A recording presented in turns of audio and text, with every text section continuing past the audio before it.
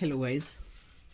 आज हम limit state method में एलएसएम मेथड से एक कॉन्सेप्चुअल क्वेश्चन करेंगे जिससे हमको ये पता होगा कि डबली रीइंफोर्स्ड बीम का कॉन्सेप्ट क्यों आया। ठीक है, डबली रीइंफोर्स्ड सेक्शन का कॉन्सेप्ट क्यों आया, यानी कि सिंगली ही रीइंफोर्स्ड सेक्शन से ही क्यों ना बीम को डिज़ाइन किया गया हमेशा। ठीक है, मीन्स हमको ये पता चलेगा कि डबली रीइंफोर्स्ड सेक्शन कहाँ पर अप्लाई करते हैं, क्यों अप्लाई करते हैं।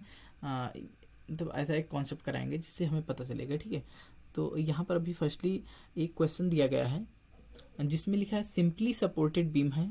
ठीक है, सिंपली सपोर्टेड बीम है जिसकी स्पैन लेंथ गिवन है, स्पैन लेंथ गिवन है। ठीक है, स्पैन लेंथ गिवन है और क्रॉस सेक्शन दिया गया है। ठीक है, बीम का क्रॉस सेक्शन भी दिया गया है।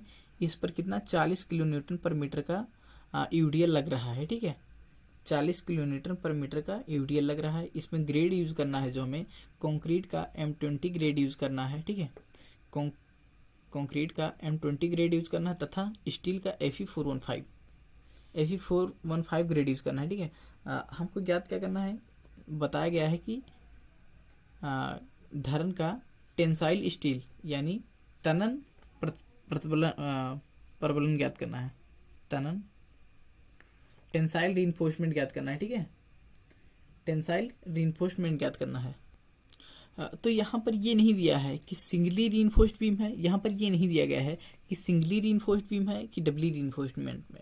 ठीक है, ठीक है, तो फिर क्या करना है, फर्स्टली हमको ये पता करना है कि ये सिंगली रीइंफोर्स्ड बीम है या डबली रीइंफोर्समेंट बीम है। ठीक है, अगर सिंगली रीइंफोर्स्ड बीम है तो सिर्फ टेंशन जोन में यानी केवल बॉटम में ही सिंपली सपोर्टेड बीम है, तो इसका मतलब कि सिर्फ बॉटम में ही अगर स्टील डाला गया है तो क्या ज्ञात करना है, सिर्फ बॉटम में ही स्टील डाला गया है तो केवल सिंगली रीइंफोर्स्ड हो जाएगा। अगर टॉप और बॉटम दोनों जगह स्टील को डाला गया है, रीइंफोर्स्ड किया गया है, तो क्या हो जाएगा, डबली रीइंफोर्समेंट। तो कैसे ज्ञात करेंगे, तो फर्स्टली क्या दिया गया है, हमें यहाँ पर लोड दिया गया है। ठीक है, लोड दिया गया है, तो ये तो है लाइव लोड। ठीक है, तो फर्स्टली क्या करेंगे, डेड लोड को कैलकुलेट कर लेंगे। फर्स्टली लिखते हैं गिवन क्या क्या दिया गया है। ठीक है, गिवन लिख देते हैं, गिवन दैट क्या क्या दिया गया है उसको नोट डाउन कर लेते हैं। फर्स्टली दिया गया है स्पैन लेंथ, बीम का स्पैन, सिंपली सपोर्टेड बीम जिसका स्पैन लेंथ दिया है 4.5 मीटर, एल नॉट दिया है 4.5 मीटर। ठीक है, क्रॉस सेक्शन दिया गया है किसका, बीम का क्रॉस सेक्शन दिया गया है, बीम का क्रॉस सेक्शन, बीम का क्रॉस सेक्शन दिया गया है। विड्थ दिया गया है 300 mm, टोटल डेप्थ दिया है 500 mm। ठीक है, 500 mm यानी कि यहाँ पर इफेक्टिव डेप्थ को कवर भी दिया गया है, यहाँ पर कवर भी दिया गया है 40 mm, कवर 40 mm दिया गया है। तो क्या करेंगे, इफेक्टिव डेप्थ को ज्ञात करने के लिए कवर घटा देंगे टोटल डेप्थ में से। कवर कितना है 40 mm, घटा देंगे आ जाएगा 460 mm। ठीक है, 460 mm आ जाएगा इफेक्टिव डेप्थ, स्मॉल डी की वैल्यू।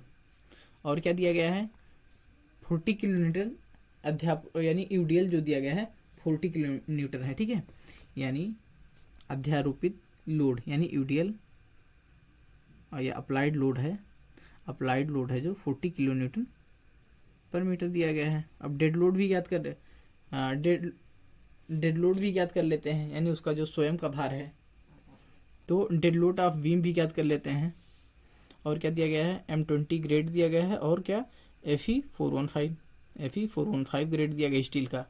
क्या ज्ञात करना है, इसको लिख लेते हैं, moment of resistance area of steel ज्ञात करना है, एरिया ऑफ स्टील ज्ञात करना है, यानी AST ज्ञात करना है हमें।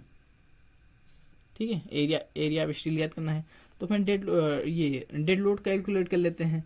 ये तो अप्लाइड लोड है। ठीक है, तो डेड लोड कितना हो जाएगा, डेड लोड क्रॉस सेक्शन क्या है 300 mm है, 300 को मीटर में चेंज कर लो तो 0.3 मीटर इंटू 500 mm दिया है तो 0.5 मीटर हो जाएगा, इंटू 1 इंटू डेंसिटी से मल्टीप्लाई करा दो। डेंसिटी कितनी होती है RCC बीम की, RCC स्ट्रक्चर का डेंसिटी होता है 25 किलो न्यूटन पर मीटर क्यूब, 25 किलो न्यूटन पर मीटर क्यूब, ये 25 किलो न्यूटन पर मीटर क्या है, ये डेंसिटी दिया है,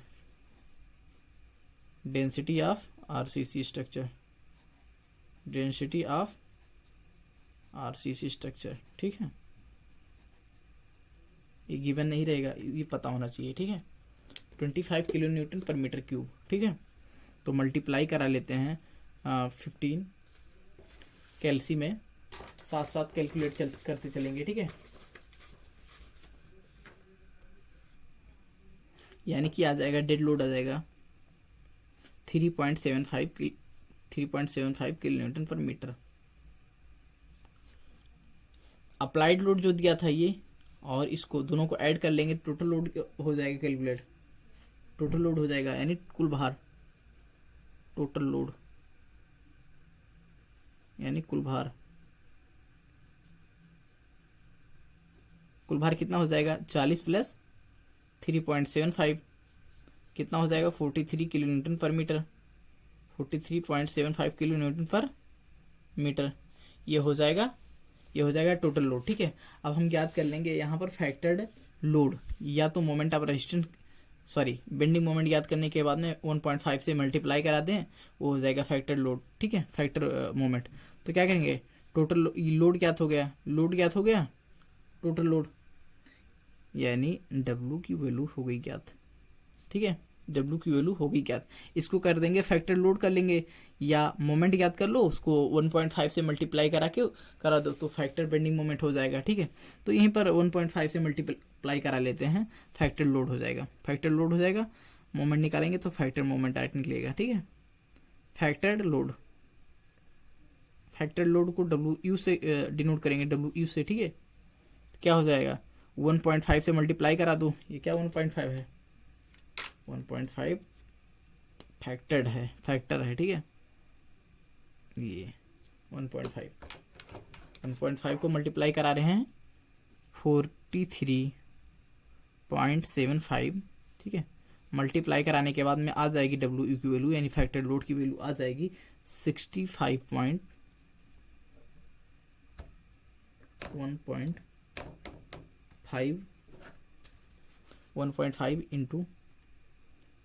इंटू 43.75, यह आ जाएगा 65.625, यानी टोटल हो जाएगी वैल्यू 65.7 किलो न्यूटन पर मीटर।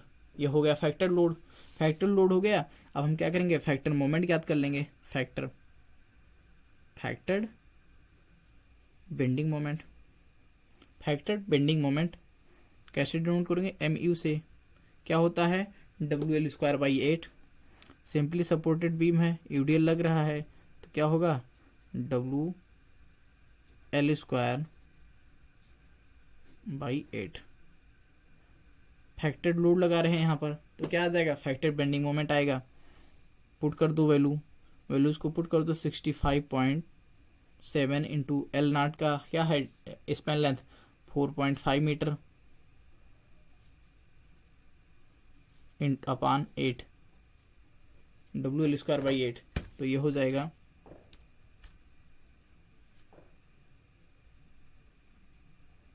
इंटू 4.5 का स्क्वायर अपॉन 8, 166.113 वैल्यू आ जाएगी 160। मोमेंट ऑफ फैक्टर्ड मोमेंट आ जाएगा MU 166.113 किलो न्यूटन मीटर में आ गया। ठीक है, किलो न्यूटन मीटर आ गया, यानी कि ये हमारा फैक्टर्ड बेंडिंग मोमेंट आ गया। ठीक है, फैक्टर्ड बेंडिंग मोमेंट आ गया। अब हम क्या करेंगे, XU लिमिटिंग कैलकुलेट करने के बाद में MU लिमिटिंग ज्ञात कर लेंगे, यानी कि जो मैक्सिमम मोमेंट को बियर कर पाएगा स्ट्रक्चर, जो मैक्सिमम, ये तो अप्लाइड है। ठीक है, ये जितना मोमेंट ये लग रहा है MU ज्ञात करे हैं, ये अप्लाइड मोमेंट है। ठीक है,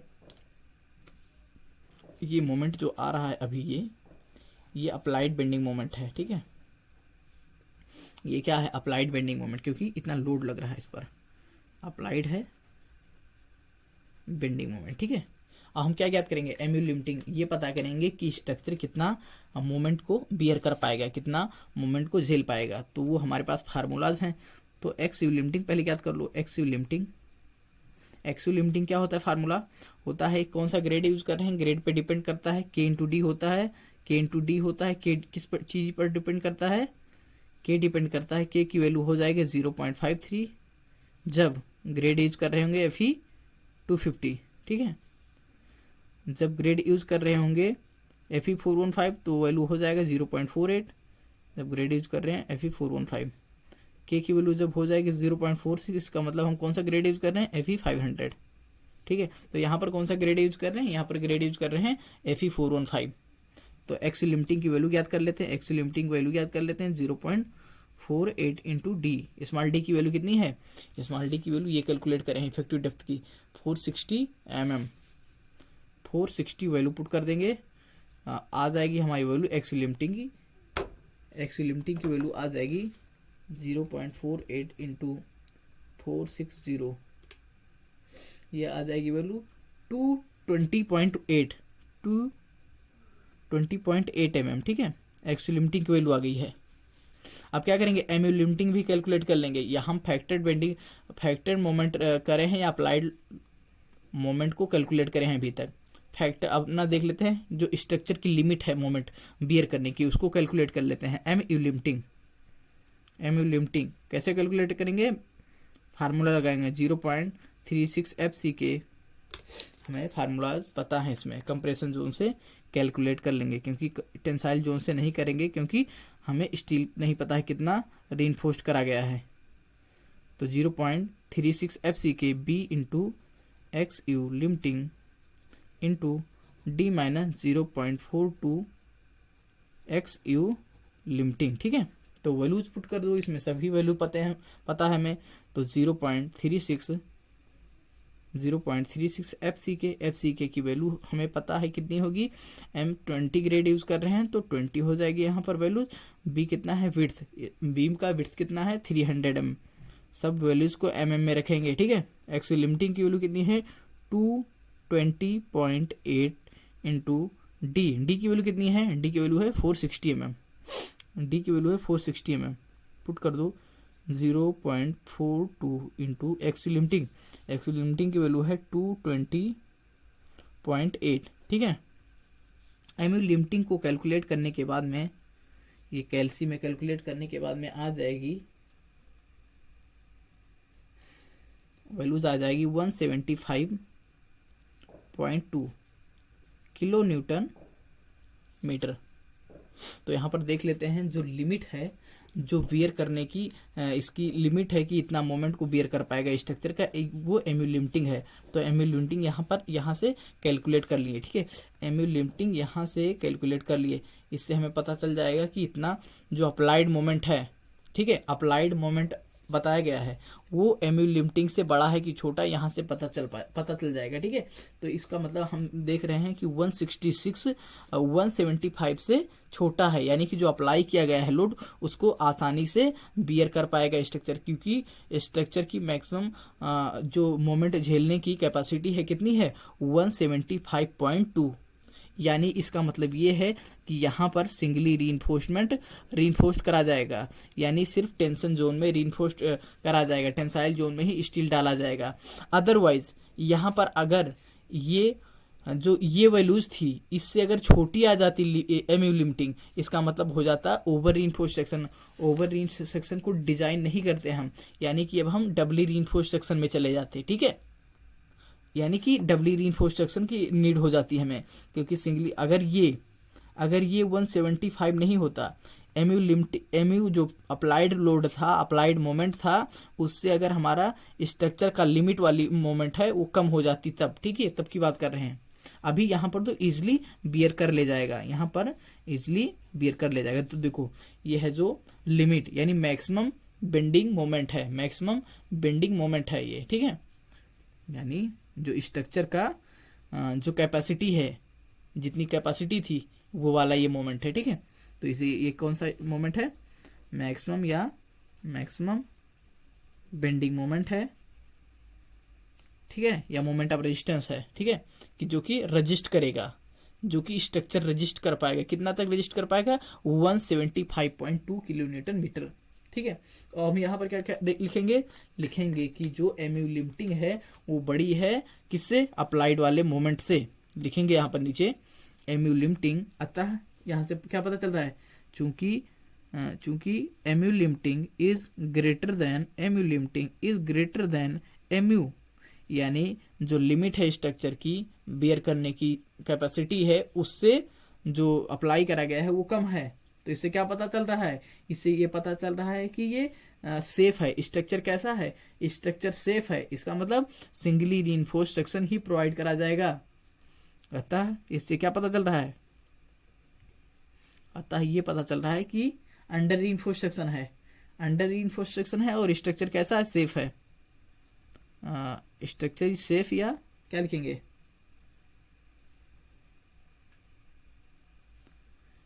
लिखेंगे अंडर रीइंफोर्स्ड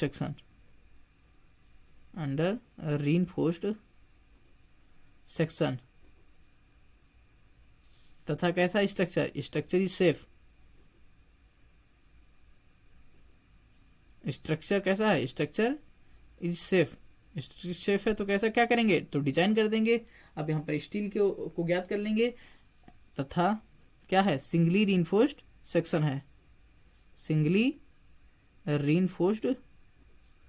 है, यानी एकल परवलित खंड है। अगर यहाँ पर अगर एमयू लिमिटिंग अभी छोटा पड़ जाता एमयू से, तो क्या करते थे? तो टेंशन जोन में और कंप्रेशन जोन में दोनों जगह पर स्टील को और डालते। किस लिए? क्योंकि कि स्ट्रक्चर को उस जितना लोड अप्लाई करा जा रहा है उसको झेल पाए, उसको बियर कर पाए, ठीक है। अब यहाँ पर सिर्फ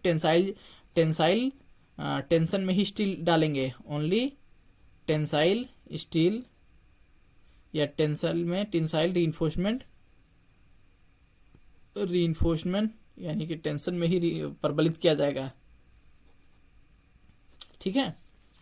अब देख लेते हैं यहाँ पर आगे टेंसाइल रीइंफोर्समेंट कैलकुलेट करने की विधि देख लेते हैं। कैसे करेंगे टेंसाइल रीइंफोर्समेंट को कैलकुलेट? कैसे करेंगे? Singly reinforcement moment of resistance लगा देंगे जो अप्लाई किया गया है, अदरवाइज एमयू लिमिटिंग को ही डालते हैं। लेकिन एमयू जो अप्लाइड मोमेंट ऑफ रेजिस्टेंस है वो कम है, तो उसी को लिखेंगे। एमयू लिखेंगे 0.87 FY AST into D minus 0.42 XU, ठीक है। XU यानी बैलेंस सेक्शन मान के डिजाइन कर रहे हैं। एसटी की वैल्यू क्या हो जाएगी? यानी सब वैल्यू मुझे पता है। एमयू पता है, यानी अप्लाइड मोमेंट है, अप्लाइड बेंडिंग मोमेंट है। एसटी नहीं पता है, एफवाई पता है, स्टील का ग्रेड है ये। एक्सयू क्या है ये भी पता है हमें, एक्सयू पता है, ठीक है, डी पता है, सब कुछ इसमें वैल्यू पता है, सिर्फ एसटी नहीं पता है। तो एसटी को कैलकुलेट कर लेंगे। एसटी इक्वल टू क्या हो जाएगा? एमयू यानी अप्लाइड मोमेंट अपान 0.87 FY into D minus 0.42 XU, ठीक है। D you limiting, एक्सयू limiting. तो पुट कर दो वैल्यूज। एमयू की वैल्यू कितनी है? अभी कैलकुलेट करे हैं ये प्रीवियस, ये कितनी है वैल्यूज? एमयू की वैल्यू है 166.113, ठीक है। तो 166 पुट कर देंगे। 166 क्या था? Kilo newton metre. तो इसको 10⁶ से मल्टीप्लाई करा देंगे, क्योंकि सब कुछ वैल्यूज जितने जो पुट करने वाले हैं, जो ये वैल्यूज पुट करने वाले हैं, सबको में पुट करने वाले हैं। तो इसको भी किलो न्यूटन है तो उसको न्यूटन में चेंज कर दो, मीटर है तो उसको में चेंज कर लो। तो क्या हो जाएगा? इंटू 10⁶ हो जाएगा, ठीक है। 10⁶ हो जाएगा। तो वैल्यूज पुट कर दो। 0.87 FY क्या है? FY है 415, ठीक है। इंटू डी की वैल्यू क्या है? डी की वैल्यू है अभी कैलकुलेट करें हैं 460 माइनस 0.42 एक्सयू लिमिटिंग। एक्सयू की लिमिटिंग यानी मैक्सिमम जो एक्सयू लिमिट कितनी है, इसकी वैल्यूज है जो अभी कैलकुलेट किए हैं 220 पॉइंट समथिंग है, यानी 221 कर लेंगे, वैल्यू ले लेंगे। कितनी है देख लेते हैं। ये कैलकुलेट करें हैं जहाँ पर एक्सयू लिमिटिंग, हाँ ये है 220.8 है, यानी 221 ले लेते हैं, 220.8 ले लेते हैं, ठीक है। ये है कैलकुलेट करने के बाद में हमारी जो वैल्यूज का फाइनली वैल्यू आएगी उसकी आएगी वैल्यू एच टी की वैल्यू आएगी total 1256 mm square 1256 mm square, यानी इतना रीइंफोर्स्ड यानी एरिया आएगा किस चीज़ का, जो सरिया आएगा इतना रीइंफोर्स्ड का आएगा एरिया। ठीक है, देख लेते हैं कितना रीइंफोर्स्ड आएगा। नंबर्स ऑफ बार देख लेते हैं, कैलकुलेट कर लेते हैं। नंबर्स ऑफ बार को कैलकुलेट करने के लिए हम मान लो 20 mm का डायमीटर का बार लेते हैं। ठीक है, मान लो कि हम 20 mm का डायमीटर का बार लेते हैं, तो देखेंगे कितने बार्स प्रोवाइड करने पड़ेंगे। तो लिखेंगे नंबर्स ऑफ बार यानी नंबर्स ऑफ छड़ों की संख्या एट द रेट कितने mm डायमीटर की, मान लेते हैं 20 mm डायमीटर बार की, 20 mm डायमीटर बार की। तो लिखेंगे total H T area of steel upon total H T upon π/4, यानी एक बार का एरिया का स्क्वायर, सॉरी एक बार का एरिया कितना होगा π/4 20 का स्क्वायर, यानी लिख लो यहाँ पर एच टी कितना है 1256 अपान π/4 20 का स्क्वायर। कैलकुलेट करने के बाद में वैल्यू जो आएगी 3.99 समथिंग आएगी। ठीक है, यानी कि अप्रॉक्स कितनी वैल्यू हो जाएगी 4 बार।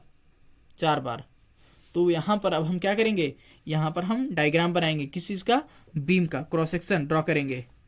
ये है बीम जो भी हमने डिज़ाइन किया है। कितने बार आ रहे हैं 4 बार, 1 2 3 4। कैलकुलेट कर लो, नहीं सबको डिफाइन कर दो कितने बार हैं।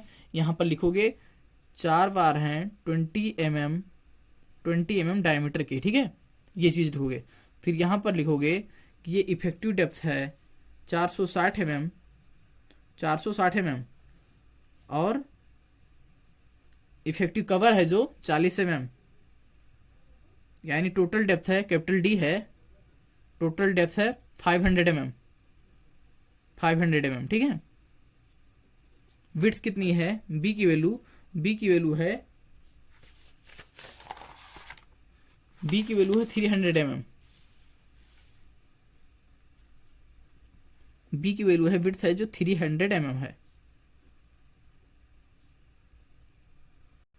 और यहां पर लिखोगे कौन सा ग्रेड यूज कर रहे हैं, M20 यूज कर रहे हैं और Fe415। ठीक है, यानी फाइनली हमको स्ट्रक्चर को ड्रा करना है, डिज़ाइन कर रहे हैं तो उसमें हमको फाइनली डायग्राम को बनाना है और क्या कहते हैं उसको डिफाइन करना है। ठीक है, अब नेक्स्ट एक क्वेश्चन देख लेते हैं जिसमें क्वेश्चन दिया है ये सिंपली सपोर्टेड बीम। ठीक है, ए सिंपली सपोर्टेड बीम जिसकी स्पैन लेंथ गिवन है 5 मीटर तथा क्रॉस सेक्शन दिया है 200 mm into 400 mm। Cross section जो दिया गया है बीम का वो 200 mm है तथा इंटू 400 mm है। ठीक है, 200 mm इंटू 400 mm गिवन है तथा इफेक्टिव कवर दिया है 40 mm। ग्रेड यूज़ करना है M20 और Fe415 ग्रेड यूज़ करना है। ये कंक्रीट का ग्रेड है और ये स्टील का ग्रेड है। स्टील का ग्रेड कौन सा है Fe415, कंक्रीट का ग्रेड है M20। हमको ज्ञात क्या करना है, परवलन का एरिया ज्ञात करना है। ठीक है, इसमें भी डिफाइन नहीं किया है कि सिंपली सपोर्टेड बीम है, सॉरी सिंगली रीइंफोर्स्ड बीम है या डबली रीइंफोर्स्ड बीम है। ठीक है, तो इसको फर्स्टली हम देखेंगे।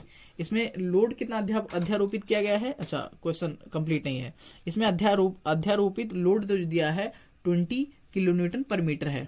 अध्यारोपित लोड है, लिख लेते हैं यहाँ पर अध्यारोपित लोड या यूडीएल या अप्लाइड लोड। अध्यारोपित लोड या अध्यारोपित लोड यानी या अप्लाइड लोड। ठीक है, अध्यारोपित भार यानी कि अप्लाइड लोड है। ठीक है, कितना है, ये गिवन है 20 किलोन्यूटन पर मीटर, 20 किलोन्यूटन पर मीटर। ठीक है, 20 किलोन्यूटन पर मीटर। अब लिख लेते हैं फर्स्टली जो क्वेश्चन में गिवन है। ठीक है, क्या क्या गिवन है उसको फर्स्टली हम क्या करेंगे, क्वेश्चन को सॉल्व करने से पहले लिखेंगे उसको सॉल्यूशन में। फर्स्टली उसको देखेंगे, लिखेंगे कि गिवन दैट क्वेश्चन में क्या क्या दिया गया है। ठीक है, गिवन दैट क्या क्या दिया है, फर्स्टली दिया है स्पैन लेंथ दिया है किस चीज़ का, बीम का स्पैन लेंथ यानी पार्ट लेंथ दिया है। क्या स्पैन लेंथ कितना दिया 5 मीटर। लोड कितना दिया है, नहीं क्रॉस सेक्शन दिया है, यानी क्रॉस सेक्शन दिया है, क्रॉस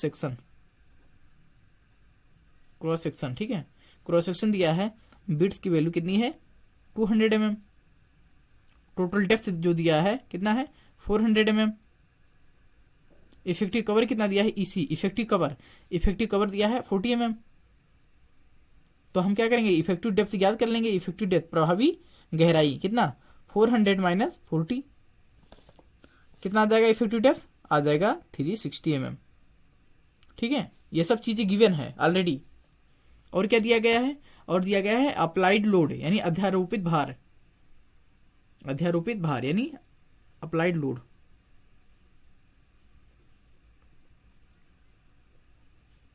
ट्वेंटी किलो न्यूटन पर मीटर दिया है। क्या करेंगे, डेड लोड भी ज्ञात कर लेंगे, उसका जो बीम का खुद का भार है उसको ज्ञात कर लेंगे। डेड लोड ही हो जाएगा बी कितना दिया है 0.2 मीटर, ठीक है, इंटू 0.4 मीटर यानी 400 mm दिया है यानी 0.4 मीटर इंटू 1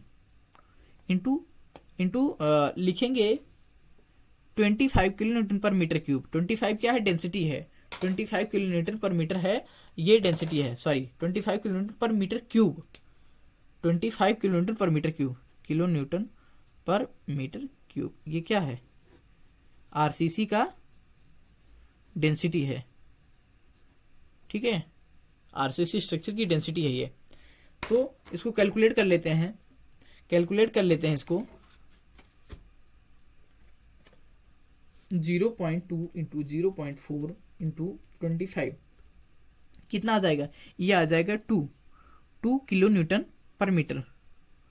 टोटल लोड कितना आ जाएगा, टोटल लोड लिख लो, टोटल लोड हो जाएगा 2 और 2 4 यानी नहीं 22 आ जाएगा, 22 किलो न्यूटन पर मीटर, ठीक है, ये टोटल लोड हो जाएगा यानी डब्ल्यू की वैल्यू।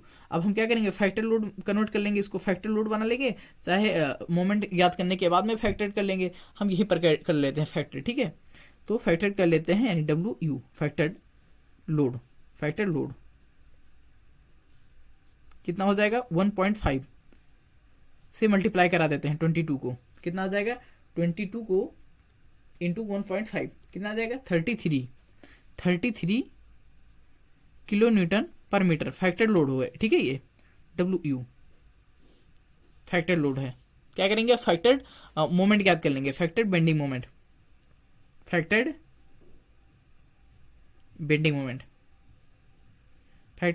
नहीं एमयू क्या होता है फार्मूला, अगर यूडीएल लग रहा है तो यही होगा WL²/8, लिख लो WL²/8, वैल्यूज पुट कर दो, यहाँ पर वैल्यूज पुट कर दो, डब्ल्यू की वैल्यू है डब्ल्यू की यानी फैक्टर लोड की वैल्यू है 33, एल नॉट की वैल्यू यानी स्पैन लेंथ दी है 5 मीटर, तो 5 का स्क्वायर/8 यानी 33 इंटू 25/8, यह आ जाएगा 103.125, क्या आ जाएगा किलो न्यूटन मीटर, ठीक है। फैक्टर्ड बेंडिंग मोमेंट आ गया, जो एमयू की वैल्यू या अप्लाइड मोमेंट आ गया, कितनी आ गई 103.125 किलो न्यूटन मीटर, ठीक है। तो इसको लिख लेंगे, ये है applied bending moment, applied moment है, ठीक है, अप्लाइड मोमेंट जो बाहर से अप्लाई किया गया स्ट्रक्चर पर, अप्लाइड मोमेंट, ठीक है, अप्लाइड बेंडिंग मोमेंट।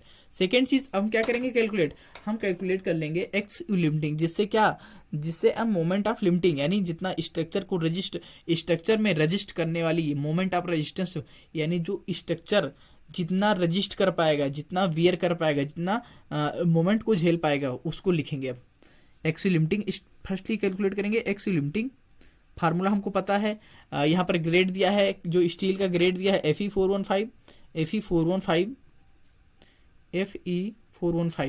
इसके लिए हमारे पास फार्मूला है 0.48D की वैल्यू हमें पता है, डी की वैल्यू भी कैलकुलेट करे हैं, जो टोटल डेप्थ में से इफेक्टिव डेप्थ घटा दिए ना, इफेक्टिव कवर हटा दिए हैं तो 360 mm है।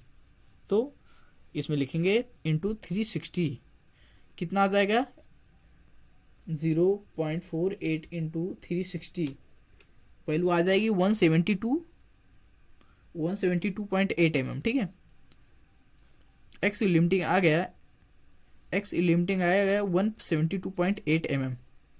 ठीक है, 172.8 mm।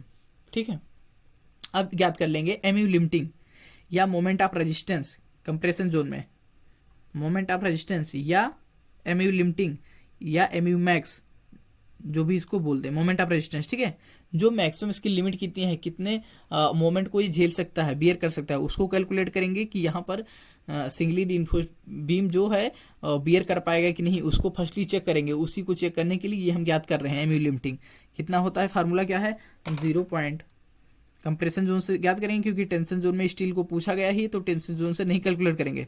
0.36 FCK B into X U limiting या X U max into D minus 0.42 X U limiting. ठीक है, एक्स यू लिमिटिंग कैलकुलेट कर लो, पुट कर दो वैल्यूज को, इसमें जो जो गिवन है 0.36 FCK। FCK क्या होगा, कंक्रीट के ग्रेड पे डिपेंड करता है। M20 दिया है यानी 20 न्यूटन पर mm स्क्वायर होगा। बिट्स कितना दिया है, बिट्स दिया है 200 mm, तो 200 पुट कर दो इंटू एक्स लिमिटिंग कितने गिवन है, एक्स लिमिटिंग की वैल्यू पुट कर दो, एक्स लिमिटिंग 172.8 अभी कैलकुलेट करें हम। डी कितनी है 360 माइनस 0.42, एक्स लिमिटिंग कितनी है 172.8। ठीक है, पुट कर दो इसमें और एम लिमिटिंग की वैल्यू डायरेक्टली आ जाएगी। कैलकुलेट करने के बाद में वैल्यू जो आ रही है, कैलकुलेट करने के बाद में एम लिमिटिंग की वैल्यू आ रही है एम लिमिटिंग की वैल्यू आ रही है 71.52 किलो न्यूटन मीटर। जैसा कि हम चेक कर रहे हैं कि एमयू लिमिटिंग जो सिंगली रीइंफोर्स्ड बीम के हिसाब से देख रहे थे, तो उसका सिंगली रीइंफोर्स्ड बीम अगर प्रोवाइड करते, सिंगली रीइंफोर्स्ड बीम करते, तो उसमें की एमयू लिमिटिंग की वैल्यू आ रही थी एमयू लिमिटिंग यानी सिंगली रीइंफोर्स्ड बीम में मोमेंट जो रजिस्ट कर पा रही है 71.52 किलो न्यूटन मीटर को रजिस्ट कर पा रही है। लेकिन हम अप्लाई कितना कर रहे हैं, अप्लाई कर रहे हैं एमयू अप्लाइड जो मोमेंट है 103.125 किलो न्यूटन। यानी कि जो अब हम अगर स्ट्रक्चर को सिंगली रीइंफोर्स्ड बीम ही रखेंगे तो क्या है, इसमें बियर नहीं कर पाएगी। यानी यहाँ पर हमको किस चीज़ की होगी, नीड डबली रीइंफोर्स्ड सेक्शन को क्या कहते हैं, अप्लाई कर डबली रीइंफोर्स्ड सेक्शन बनाना पड़ेगा। क्योंकि यहाँ पर हम देख पा रहे हैं कि जो सिंगली रीइंफोर्स्ड सेक्शन के अकॉर्डिंग हम डिजाइन कर रहे हैं तो मोमेंट को नहीं झेल पा रहा है जितना अप्लाई किया जा रहा है। ठीक है, तो ये हमारा क्या है एमयू लिमिटिंग यानी अप्लाइड या maximum bending moment, maximum moment of resistance, maximum bending moment या मोमेंट ऑफ रेजिस्टेंस। ठीक है, इससे हमें क्या पता चल रहा है कि जो अगर हम singly reinforced section MU limiting जो है, एमयू लिमिटिंग लेस है किससे, अप्लाइड मोमेंट से, तो इसका मतलब क्या हो जाएगा, स्ट्रक्चर फेल हो जाएगा, स्ट्रक्चर फेल हो जाएगा। इसलिए अब यहाँ पर हमें क्या ध्यान देना पड़ेगा, हमको ये पता करना पड़ेगा कि जितना ये सिंगली रीइंफोर्स्ड बीम ये मोमेंट झेल पा रहा है उतना तो ठीक है, और जो एक्स्ट्रा मोमेंट आ रहा है यानी कि इसमें से इसमें अप्लाइड में से लिमिटिंग वाले को घटा देंगे, जो एक्स्ट्रा आ रहा है उसके लिए हमें एक्स्ट्रा स्टील प्रोवाइड करना पड़ेगा। कहाँ पर, टेंशन और कंप्रेशन जोन में, दोनों जगह पर। ठीक है, तो इसको हम पढ़ेंगे, अब इसको हम पढ़ेंगे डबली रीइंफोर्स्ड बीम में, डबली रीइंफोर्स्ड सेक्शन में। ठीक है, डबली रीइंफोर्स्ड बीम जब पढ़ेंगे वहाँ पर इसको पढ़ने वाले हैं कि जो एक्स्ट्रा यानी जो लिमिट से बाहर जा रहा है उस वाले को क्या करेंगे, उस वाले मोमेंट को कैसे क्या करें, कैसे बियर कराएंगे। ठीक है, तो इसलिए हम यहाँ पर देखें तो यहाँ पर सिंगली रीइंफोर्स्ड सेक्शन फेल हो रहा है। ठीक है, सिंगली रीइंफोर्स्ड सेक्शन इतने मोमेंट को रजिस्ट नहीं कर पाएगा। ठीक है, तो इसको आगे हम पढ़ने वाले हैं। यहाँ पर लिखेंगे, यहाँ पर हम लिखेंगे कि एमयू लिमिटिंग जो है वो कम है, जितना जो मैक्सिमम यानी बियर करने वाला मोमेंट है, ये जो सिंगली रीइंफोर्स्ड बीम था वो जितना बियर कर रहा था वो तो कम है, अप्लाइड ज़्यादा है, तो यानी कि अगर सिंगली रीइंफोर्स्ड बीम रखेंगे तो फेल हो जाएगा। इसलिए हमको क्या नीड होगी यहाँ पर, वी नीड, या यहाँ पर हमें ज़रूरत होगी किसकी, doubly reinforced section, doubly reinforced section should be design. यहाँ पर हमें शुड बी डिजाइन, यहाँ पर हमें, यहाँ पे हमें डबली रीइंफोर्स्ड सेक्शन या डबली रीइंफोर्स्ड बीम क्या करना पड़ेगा, डिजाइन करना पड़ेगा, क्योंकि सिंगली रीइंफोर्स्ड सेक्शन या सिंगली रीइंफोर्स्ड बीम इसको बियर नहीं कर पा रहा है इतने मोमेंट को। सिर्फ यहीं पर यही कॉन्सेप्ट हम यहाँ पर समझने के लिए इन दोनों क्वेश्चन को किए हैं। फर्स्टली में देख रहे थे, फर्स्ट वाले क्वेश्चन में देखे थे कि जो एमयू लिमिटिंग आया था, एमयू लिमिटिंग आया था, ये पहले वाले यानी फर्स्टली वाले पहले वाले क्वेश्चन की बात कर रहे हैं।